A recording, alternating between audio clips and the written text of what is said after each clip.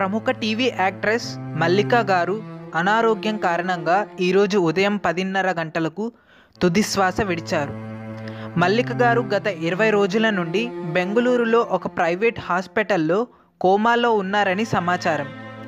మల్లిక గారు మొట్టమొదట మహేష్ బాబు గారు నటించిన రాజకుమారుడులో నటించారు. తరువాత తనకు మంచి యాంకర్గా పేరు వచ్చింది. మల్లిక అసలు పేరు అభినయ.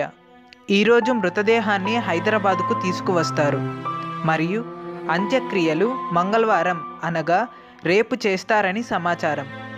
ఇది తెలిసిన ప్రముఖ TV directors, producers, screen writers సంతాపం తెలియజేశారు. మనిషి బతుకున్నప్పుడు వారి గురించి మాట్లాడుకున్నా పర్లేదు, కానీ ఆ మనిషి పోయాక కనీసం సంతాపం తెలియజేయడం మన దేశ సంస్కృతి.